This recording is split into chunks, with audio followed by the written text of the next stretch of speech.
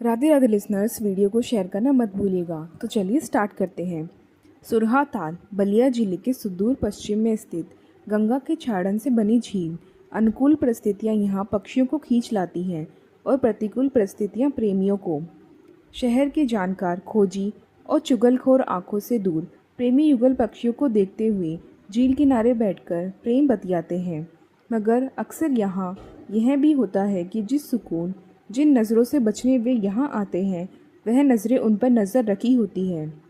अनुपम राय आज इसी का शिकार हुआ था। बिरजू और नसीम उसी की तलाश में पहुँचे ही थे कि रफ़ीक का फ़ोन आया।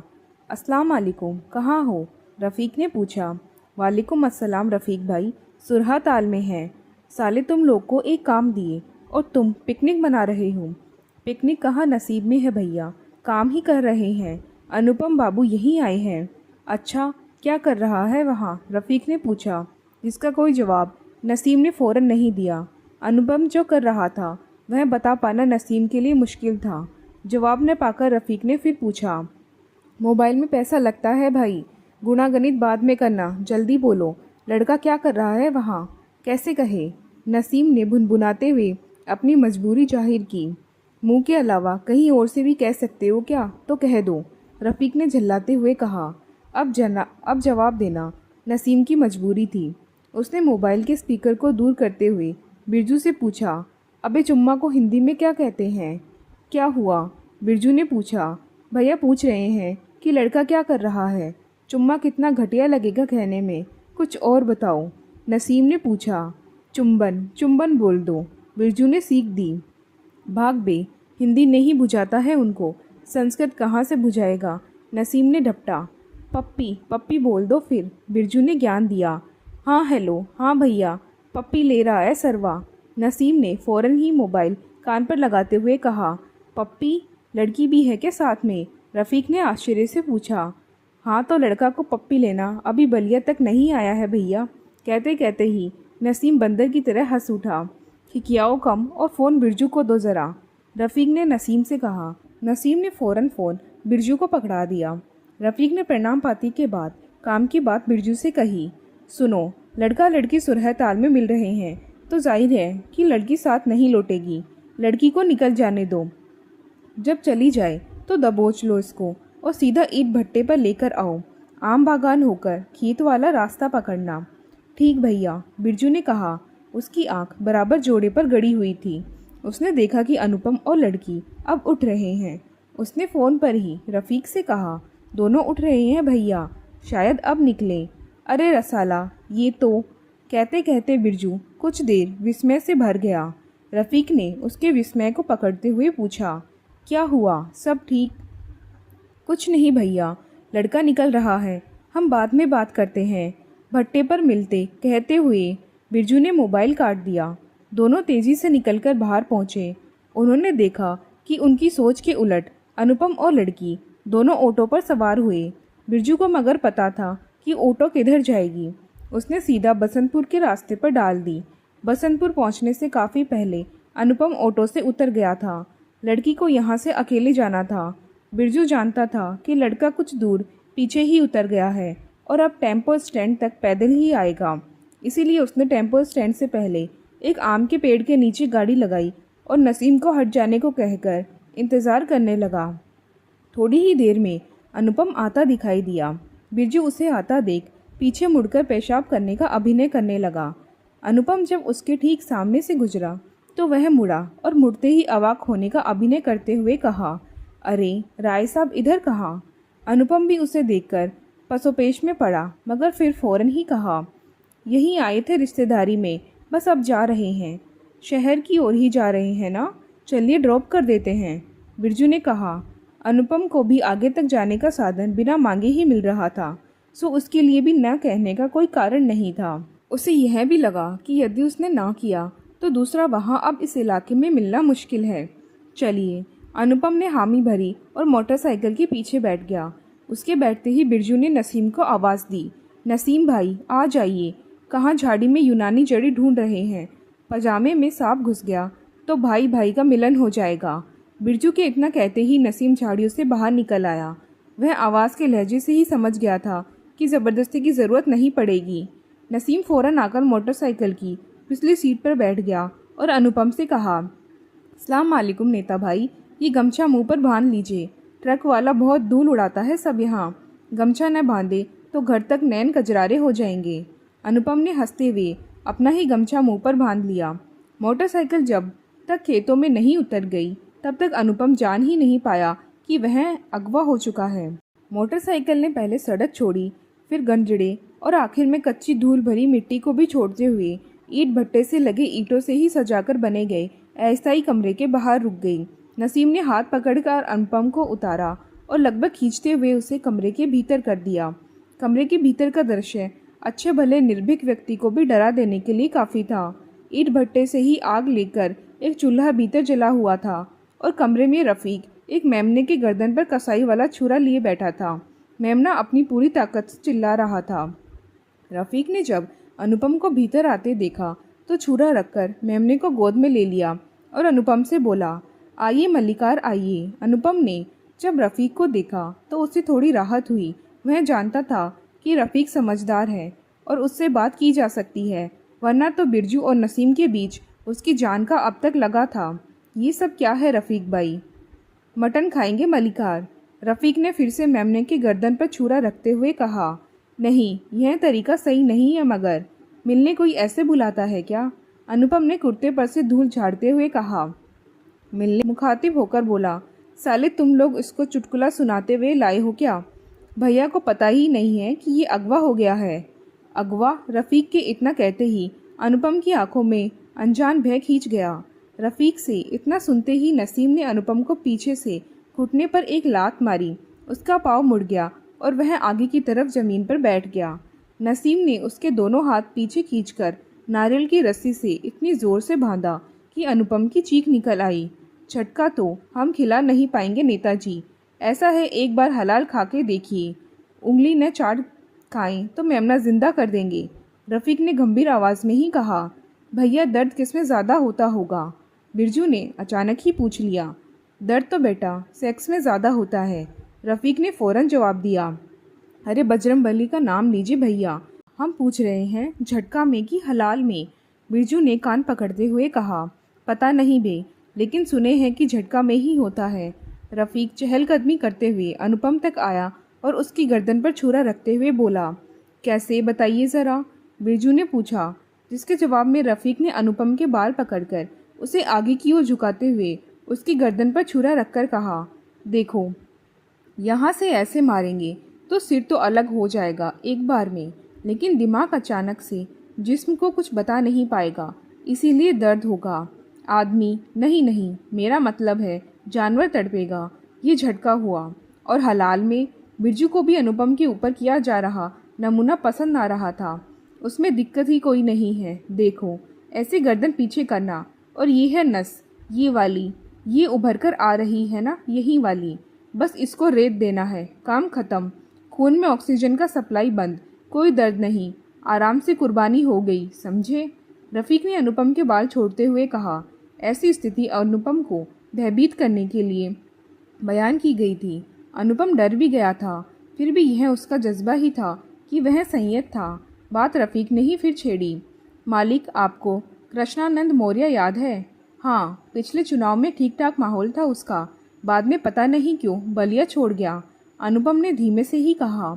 बलिया नहीं, दुनिया छोड़ गया कृष्णानंद, रफ़ीक ने कड़ी और जिस्म को भेद देने वाली आवाज़ में कहा। कुछ क्षण को पूरे झोपड़े में मुर्दा खामोशी छाई रही। अगली आवाज़ फिर रफ़ीक की ही आई। जिला प्रमुख का आदेश था, इसी ईंट भट्टा में। जा ही नहीं रहा था, 3 लोग लगे थे, घिसट रहा था, दे छोड़ दिया था एकदम। हमको भी लगना पड़ा, तब जाके काम हुआ। अब की खैर, प्रमुख जी का आदेश तो नहीं है, लेकिन ईंट भट्टा तो है, रफ़ीक ने कहा।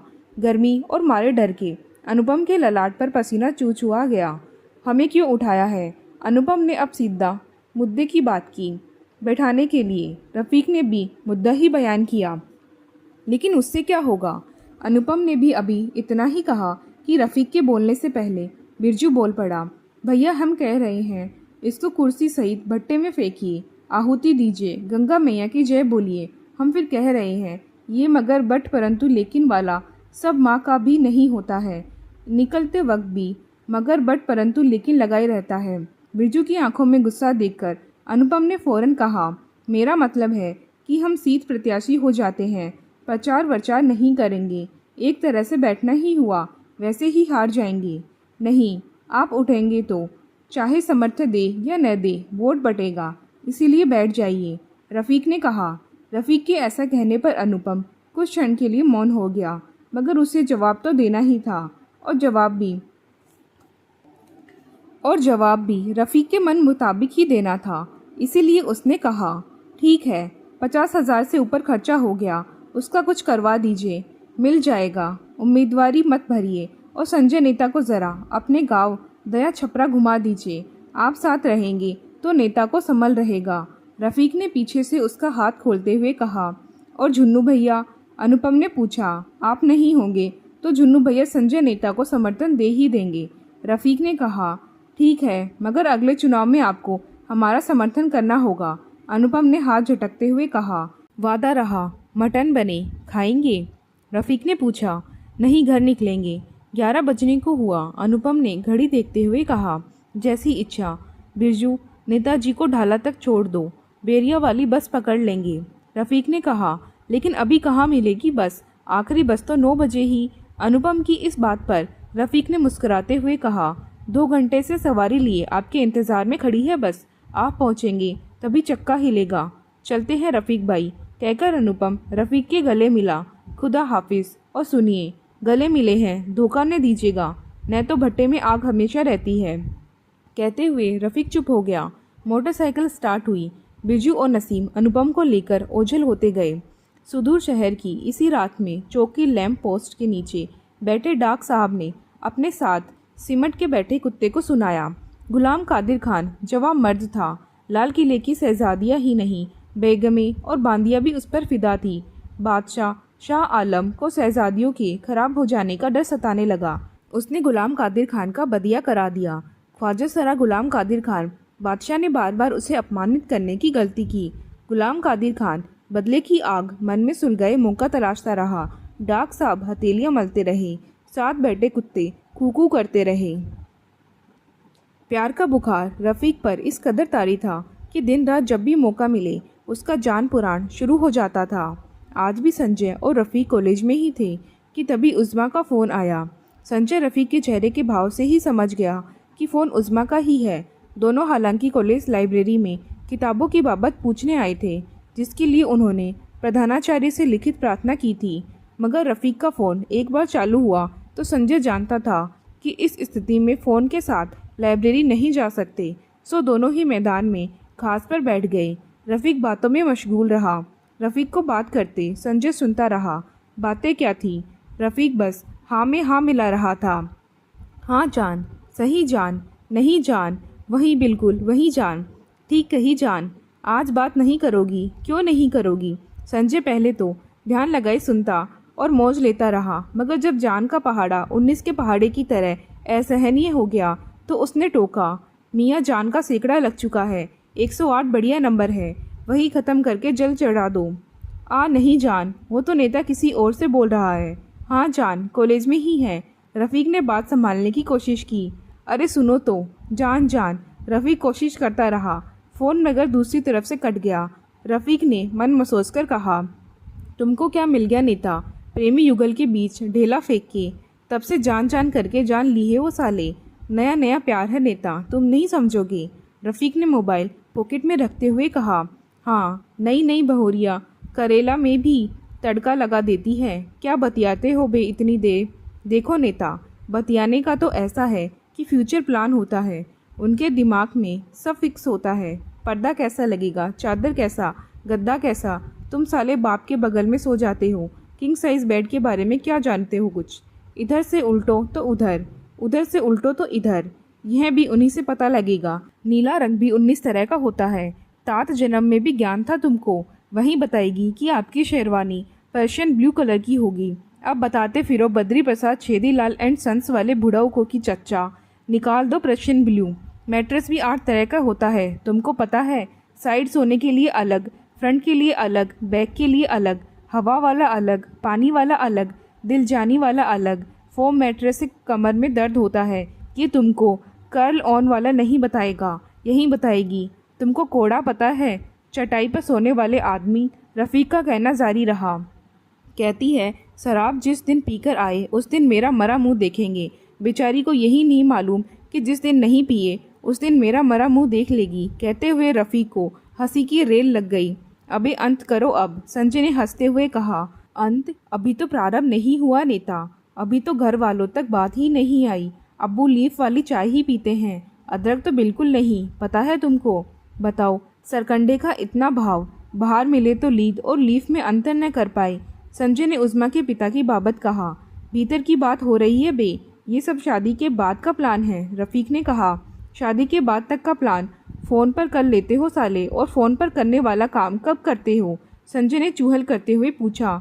मारो नेता, उस पर आओ तो कुरान पाक का हवाला दे दिया जाता है, सब हराम हो जाता है। और तो और मौलाना पीर जुल्फ़िकार अहमद साहब का 2-4 नसीहती बयान का वीडियो फॉरवर्ड हो जाता है। एक बार कहे कि गले लगाने का मन है तो नसीहत आया कि आप मन में मुझे महबूब कहे। महबूब कहते वक्त आपके होठ 3 दफ़ा एक दूसरे से मिलेंगे, गले भी तो 3 दफ़ा ही मिलते हैं। बताओ अब कैसे समझाए कि हमको प्यार करना है, ईद नहीं मनाना है? रफ़ीक ने सिर पकड़ते हुए कहा। निगाह पड़वा लो मियाँ, जब इतना झेल ही रहे हो तो कायदे से झेलो। संजय ने हंसते हुए कहा। बस तुमको इलेक्शन जितवा ले, फिर निगाह भी पड़वा लेंगे नेता। वही तो मुश्किल लग रहा है। क्यों मुश्किल क्यों? रफ़ीक ने फ़ौरन ही पूछा, जिसके जवाब में संजय थोड़ी देर रुका और फिर कुछ सोचते हुए बोला। जानते हो छात्र नेता के लिए सबसे मुश्किल काम क्या है? संजय ने पान की पत्ती का कोना दांत से काटा। आँख में विक्स लगा के रोते हुए वोट मांगना, जैसे लगे कि चच्चा मर गए हैं। रफ़ीक ने बेतकल्लुफ़ी से कहा। नहीं मियाँ, सबसे मुश्किल काम है लड़कियों के सामने हाथ जोड़ना। क्या पता इसी में से किसी के साथ दिल जुड़ जाए। संजय ने बुरा सा मुंह बनाते हुए कहा। पान की कसेली शायद दांतों के बीच कहीं फंस गई थी। पैसा जोड़ लो पहले, पंफलेट छपवाने का पैसा है नहीं, अध्यक्ष ही लड़ेंगे। बाप के नाम साग पत्ता, पूत के नाम परोरा। रफ़ीक ने ताना दिया। संजय अभी इसका जवाब देता उससे पहले ही बिरजू पीछे से आ गया और पहली ही बात सुनकर बोला। भैया पंफलेट से याद आया, एक अजीब बात हो रही है। शहर भर में लगाई पंफलेट कोई फाड़ दे रहा है। अजीब क्या है इसमें? अनुपम राय के लखेरे होंगे, ध्यान रखो, दिखे तो बताओ। लकलका सूंघा देते हैं। रफ़ीक ने कहा। यही तो अजीब बात है भैया कि अनुपम राय का भी बैनर पोस्टर फट रहा है, मतलब फाड़ने वाला कोई अंतर नहीं कर रहा है। फिर प्रिंटिंग प्रेस वाले होंगे साले, उन्हीं को फ़ायदा होता होगा दोनों ओर का पोस्टर फाड़ के। रात में गश्ती मारो बिरजू, नहीं तो साला दिवाला निकल जाएगा। दिवाला बाद में, उधर देखो, दिवाली निकल गई तुम्हारी। संजय ने इतिहास के क्लास की तरफ इशारा करते हुए कहा। इतिहास के क्लास के बाहर उज़्मा अपनी सहेलियों से मुखातिब थी। अरे आज कैसे? आज तो क्लास नहीं था इसका। रफ़ीक ने अचरज से कहा। खूब बढ़िया मियाँ, मतलब अब बहू बेगम का टाइम टेबल भी याद है। ऐसे तो जीत लिए हम अध्यक्षी। संजय ने रफ़ीक की खिंचाई करते हुए कहा। भग साले, अबे वो तो इसीलिए याद है कि ये टाइम टेबल हम ही बनवाए थे इतिहास वाले मार्ट साहब से कह के। बहू बेगम के लिए टाइम टेबल चेंज करवाए? हाँ बे, वो उसको हर बुधवार जरी का काम सीखने जलालपुर जाना होता है ना, इसीलिए। रफ़ीक ने ज़रा शर्माते हुए ही कहा। बहुत बढ़िया मियाँ राम, इतना ही बना के रखे हो तो हमारे लिए भी कह दो ना, वीसी साहब से सीधे अध्यक्ष बनवा दो, इलेक्शन का टंटा ख़त्म कर दो यार। अबे आओ नेता, आज तुमको इतिहास का वोट दिलवाते हैं, चलो। रफ़ीक ने उज़्मा को देखते हुए कहा, जो अब तक रफ़ीक को देख चुकी थी। नहीं मियाँ, तुम ही सीखो कशीदाकारी, हम और बिरजू आते हैं ज़रा लाइब्रेरी की ओर से, देखे ज़रा पढ़ाकों की हवा किस ओर है। कहकर संजय और बिरजू लाइब्रेरी की ओर बढ़ गए। रफ़ीक उज़्मा की ओर बढ़ा। रफ़ीक को आता देख कुछ लड़कियां तो इधर उधर हो गई। उज़्मा मगर अपनी 2-1 दोस्तों के साथ दिखावे की बातें करते हुए वहीं खड़ी रही। तस्लीम, रफ़ीक ने पास पहुंचकर धीमे से कहा। उज़्मा ने जाहिर तौर पर इसका कोई जवाब नहीं दिया और थोड़ी परेशान भी नज़र आई। रफ़ीक बात को भाप तो गया, मगर फिर भी उसने बात की। आपकी किताब लाइब्रेरी में आ गई है। शुक्रिया, कहते हुए उज़्मा ने ऐसा बर्ताव किया जैसे वह फिलवक्त उससे कटना चाह रही हो। किताबें तो दिला देते हैं, कभी क्वेश्चन पेपर भी दिला दीजिए। बुरके के अंदर से ही किसी सहेली की आवाज़ आई। जिस पर बाकी की सहेलियां खिलखिला उठी। रफ़ीक भी बस मुस्कुरा दिया। उसे उज़्मा का यह व्यवहार समझ नहीं आ रहा था। आज भी उसने कहा कि वह बात नहीं करेगी। कटी कटी भी लगी। उसने फिर भी उज़्मा से कहा, आप कहें तो किताबें निकलवा दूं? जी नहीं शुक्रिया, मैं निकलवा लूँगी। आपको तकलीफ़ होगी। इसमें तकलीफ़ की क्या बात है? हालांकि यह कहते हुए रफ़ीक को तकलीफ़ हुई क्योंकि वह उज़्मा से इस तरह के तकल्लुफ़ का अभ्यस्त नहीं था। शुक्रिया आपका, मगर मैं थोड़ी देर में लाइब्रेरी ही जाऊंगी, इशू करवा लूँगी। उज़्मा ने यूँ कहा जैसे वो उससे पीछे छुड़ाना चाहती हो। बेहतर, कहकर रफ़ीक मुड़ गया। उसे उज़्मा के इस व्यवहार से हैरत भी हुई, गुस्सा भी आया और इतनी लड़कियों के सामने अपने अपमानित होने का एहसास भी हुआ। उसे लगा कि अपने दोस्तों के सामने उज़्मा शायद खुलना नहीं चाह रही हो, मगर फिर भी उसे यह सब कुछ थोड़ा अजीब लगा। उसने सोचा कि अच्छा हुआ कि संजय और बिरजू नहीं आए, वरना उसकी स्थिति पर दोनों फिर खूब हंसते। वह बुझे मन से पीछे की ओर मुड़ा ही था कि बिरजू बदहवास भागकर आता हुआ दिखाई पड़ा। क्या हुआ, काहे फोर्जी हुए हो? रफ़ीक ने उसे देखते ही पूछा। भैया, 2-3 लड़के लाइब्रेरी के बाहर पोस्टर फाड़ रहे हैं। बिरजू ने हाँफते हाँफते ही सारी बात कही। रफ़ीक, जो वैसे ही बिफरा हुआ था, और उबल पड़ा। उसने कुर्ते की बाहें चढ़ाई और तेज़ कदमों से लाइब्रेरी की ओर चला। लाइब्रेरी गेट पर ही उसे एक लड़के को फटा पोस्टर हाथ में लिए और संजय से बात करते देखा। अब लगभग दौड़ते हुए ही वह लड़के तक पहुंचा और बिना बोले ही उसे गर्दन से दबोचकर दीवार के सहारे लगा दिया। पोस्टर काहे फाड़े रे साला? रफ़ीक ने लड़के के गाल पर इस तरह दबाव बनाए कि लड़के के होंठ बाहर की ओर निकल आए। संजय ने बीच में ही पढ़ते हुए कहा, मियाँ बात तो सुनो। संजय ने लड़की को छुड़ाने की कोशिश करते हुए कहा, बात का आदमी ही नहीं है ये, लात से सुनेगा। देख नहीं रहे हो, मूछ नहीं आया, ओ ताव देखो इसका। कहते हुए रफ़ीक ने लड़की को एक चाटा रसीद दिया।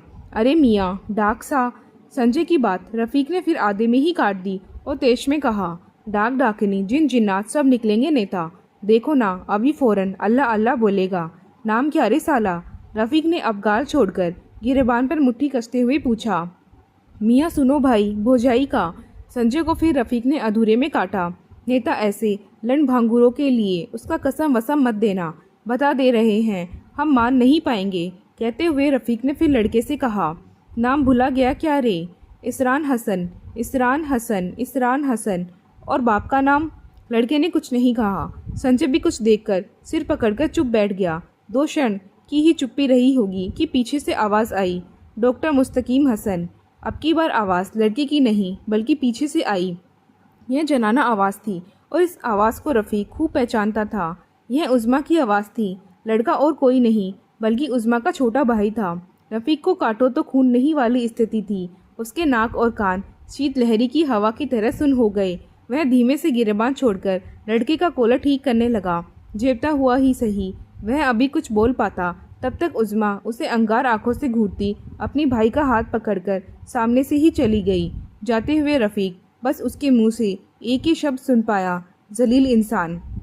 और यही शब्द सुनकर उसने जाते ही संजय के सामने पड़ी बेंच पर ही हंसते हंसते दौरा हो गया। इसका भाई था क्या नेता? रफ़ीक ने बुझी आवाज़ में पूछा। हाँ, दर्जा 12 का विद्यार्थी, ज्ञानपीठिया स्कूल, शहर की सफाई का प्रोजेक्ट मिला था, वही कर रहा था। संजय ने हंसते हंसते ही कहा। तभी आज कटी कटी सी थी, भाई था ना कॉलेज में, कैसे बात करती? रफ़ीक ने सोचकर खुद को तसल्ली दी और फिर अचानक संजय का झुंझुलाया हुए देखा। तो भोसड़ी के बता नहीं सकते थे कि उसका भाई है? और क्या कह रहे थे? बता ही तो रहे थे। कहे कि डाक साहब का बेटा है तो तुम डाक डाकिनी जिन जिन्नात झाड़ने लगे। कहे कि भोजाई का भाई है तो तुम कसम तोड़ने लगे। तुम भोसड़ी के डॉक्टर डॉक्टर बोल रहे थे, भोजी भोजी बोल रहे थे, साला साला नहीं बोल सकते थे। कहते हुए रफ़ीक भी बेंच पर ही ठस कर बैठ गया। रफ़ीक की यह बात सुनकर साथ खड़े बिरजू को भी हंसी आ गई, जिसे देखकर रफ़ीक का पारा और चढ़ गया। तेका हसद बाढ़ रे, यही साले की गलती है। ऐसे हाफते आया जैसे इसके पीछे चोटी वाली पड़ी है और आज खून पी ही जाएगी इसका। भाग साले, जाके एक बोतल पानी ले आ। रफ़ीक के गुस्से में अब हंसी मिल गई थी। दोनों तब तक बेबात हंसते रहे जब तक लाइब्रेरियन ने आकर शांत रहने की ताकीद न कर दी। लाइब्रेरी जाने का तो कोई कारण था ही नहीं, तो दोनों बाहर की ओर बढ़ चले। रास्ते में ही उन्हें डाक साहब बैठे हुए दिखाई दिए। उन्हें देखते ही रफ़ीक ने कौफत से बुरा सा चेहरा बनाया। हालांकि संजय उन्हें देखकर रुका और पूछ लिया, डाक साहब सब खैरियत है? ठीक ही है, डाक साहब ने कहा। और आपके बादशाह? रफ़ीक ने छेड़ने के अंदाज में कहा, जिसके बदले संजय ने रफ़ीक की कलाई दबाकर चुप रहने को कहा। लेकिन तब तक आग लग चुकी थी। डाक साहब शुरू हो चुके थे। वह एकटक रफ़ीक को देखते हुए बोले, बादशाह की क्या पूछते हो? रंग रंगलियों में डूबे हैं। एक आँख पर सूरा, दूसरे पर सुंदरी की पट्टी बंधी है। गुलाम कादिर भी फरार है। वह उसकी ताकत से वाकिफ़ ही नहीं है। शैतान का साथ है उसे। आ गया तो कयामत ही आएगी उस रोज़। डाक साहब अभी और कुछ बताते, मगर तब तक रफ़ीक संजय को खींच ले गया। चल भाई, नहीं तो ये लंडबक पागल कर देगा। जारी है।